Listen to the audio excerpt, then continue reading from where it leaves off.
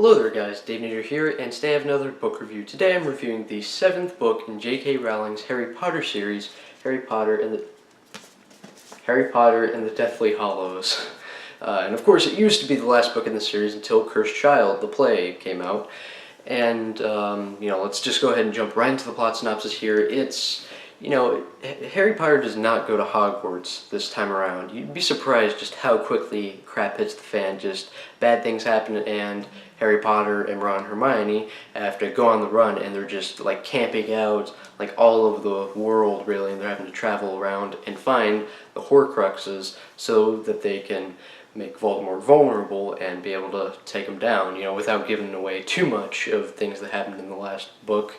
Harry's still recovering from horrible things that happened then, just like in Half-Blood Prince when he was recovering from horrible things that happened to him and other people at the end of Order of the Phoenix. And, they've gone through so much, and they're about to go through just a lot more, and things are going to get bad, and you have a huge adventure goes around all over the world, and it just culminates with a huge battle at Hogwarts, and that's, all I'm going to give away for the plot synopsis. Of course, again, these are really popular books. It's pretty likely that you've read them. Nonetheless, I'm going to try not to give anything away. And, man, this is just a great end to the series. Of course, it's not actually the end of the series, but it's the end of the novels, because Cursed Child is a play. But, it's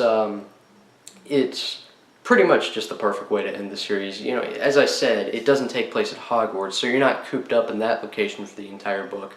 Granted, I love all the other books. I love the setting of Hogwarts. There's so many great things. It's a fantastic setting. Pretty much top of the line, best setting that you could ask for in, a young adult fantasy book. It's pretty great, and there's all kinds of different things that could happen there, but nonetheless, it's really cool to see them, not go there this time around, just go throughout the world and go on a big adventure. It's a very nice change of pace, and there's a lot of action sequences, way more than in past books, and not just, Quidditch stuff, they're fighting for their lives. There's a lot of encounters with Death Eaters and different creatures, and there's some pretty close getaways and escapes. It's intense stuff. This is the darkest book in the series. Even more so than Order of the Phoenix or Half-Blood Prince. It's intense, and it's great to see, especially at the end, because, again, without giving too much away, there is a big battle with Hogwarts. It's all come down to this, and things get really epic. It's Lord of the Rings-ish type stuff. It's not hack and slash like Lord of the Rings, but you know what I mean. It's a big epic fantasy battle. And it's especially impactful because we've had these other 6 books leading up to it, and those books were not like that. They're essentially school dramas with some action at times and, a lot of magic, but to have those books and then to contrast then with huge epic battles and how it's gradually built up to this over the course of 6 books, it just makes it even more impactful because you just love the characters that are involved in these huge epic battle sequences. Harry Potter, obviously, he's a great protagonist, he's great here, and again, along with Ron and Hermione, and really everyone in the Wizarding world who is not on Voldemort's side, they just get trashed in this book. There's so many bad things that happen. There's a lot of people that die, and because I haven't seen the films in quite a while and reading through these books for the first time, there are several deaths that, legitimately shocked me. I was like, are you serious? I completely forgot several of them, actually, and so this book really got me. There's a lot of just great, emotionally powerful moments, not just with people, dying, and of course I won't give away any of those deaths, but just the dialogue the characters have. There's just so many great emotional moments to where, people finally let their feelings pour out. And, it sounds corny the way I'm describing it, but it's just perfectly executed in the book. Borderline perfect. It's great, and especially, the last 100 pages or so, not only is it incredibly exciting, it's just a fantastic climax, but it's also there's so much good writing, and with the plot reveals especially that you get at the end, it's fantastic. The way J.K. Rowling connects so many little things, she's so intricately built up the world, or the Wizarding world.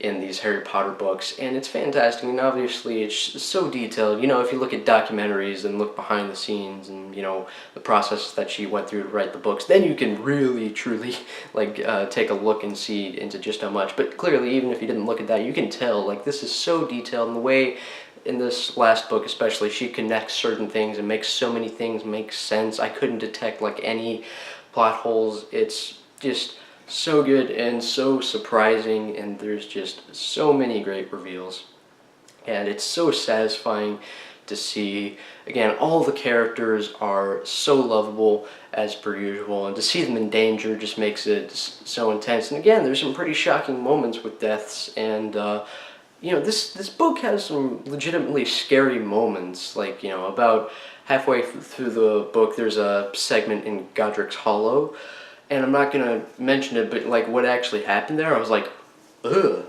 It was, you know, it creeped me out, and it just gets worse from there.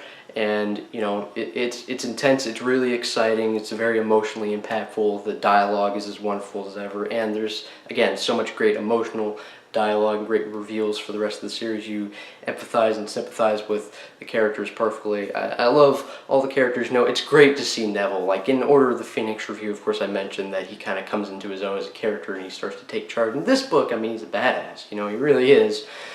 And, you know, again, that's not a surprise, you know, like, a lot of people have read the Harry Potter books by now, and so, because, you know, we have the benefit of the fact that Deathly Hallows came out, like, 9 years ago, people by now, like, pretty much always are like, yeah, Neville Longbottom, the guy's awesome, but still, you know, just think, like, just, you know, remember the fact that not everyone knew that, and, you know, back in 1997, for instance, you know, just reading this book, like, oh, Neville Longbottom, that guy's an idiot. It's so great to see how he started out in Sorcerer's Stone to where he is now. It's so satisfying, and he's still the same lovable character that he always was. It's not like he's changed too much. It's not like he's completely different. No, he's the same lovable person that he always was. Just a lot cooler now. You know, Ginny and Harry's relationship was not overdone and not underdone at all. Very effective. You know, Ron and Hermione's relationship especially was very well done, and it's great to see the conflict between characters. Like, I mean, specifically I'm talking about Ron and Hermione and Harry when they're on the adventure, because, you know, they don't have a lot of leads to go on. They're not entirely sure what to do or how to find these Horcruxes, and there's definitely some moments where they get really disheartened after, you know, just getting beaten around and almost killed so many times. And they start to kind of lose hope a little bit, and it's hard to see, but it's also so well done, and it just really grips you. Again, and just Voldemort, you know, you get to see a good bit more of him, and he's so creepy and scary, and, you know, he's just the perfect example of you love to hate this guy. You know, he's a great villain up there with, like, you know, the Emperor. He's, you know, I mean, he's like all powerful and evil, kind of like the Emperor in Star Wars, but it's not like he's a ripoff of him or anything. It's just, you know, the Emperor came to mind as someone to compare it to. It's just, the point is, such great characters, such great villains. You know, I love what you see of Snape, you know, especially in the end. Again, not going to give anything away there. And, it's just, and I also love to see how Harry starts to doubt about Dumbledore and whether or not he was such a good guy. I love that whole part of the book, just sort of kind of losing faith and struggling with your faith and whether or not he was a good person, and, you know, the investigating that goes on there, and then just how it all wraps up by the end of the book. It's just so, again, I keep on repeating myself with words like meaningful and powerful and emotionally resonating, but still, it's true. This is such a good, exciting, perfectly paced book. There definitely are some slow sections. For like 200 pages of the book, they're just camping out in the woods. But it's not like they're camping in the same place. They're moving from different places, you know, like every day. So, you know, there's different setting changes like pretty much all the time. So it's good, you know, it keeps you from being too boring. However, there were a couple moments where I almost started to get bored. Like like one moment in particular, I was like, okay, I'm still loving this book. It's really exciting. It was about halfway through the book. But yeah, I was just on a page and I was reading, and it just struck me all of a sudden. I was like, okay, it's not boring yet. But if something doesn't happen soon, like, it's about to start to get just a little bit boring. But literally, the very page that popped into my head, go a little bit lower on the page, that's when it got exciting again. I was like, this book literally just read my mind. That was a funny little coincidence there.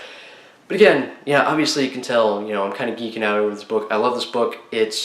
I'm not sure if it's the best in the series. It's between this and Prisoner of Azkaban and Order of the Phoenix, for which is the best. But, it doesn't matter. It's a great book, and I gotta give it an A+. Of course, if you haven't checked out this book, if you haven't checked out any of these books, absolutely checking them out. Having finished the original series, I gotta say, by far, it's some of the best fantasy books I've ever read, as I hope they would be.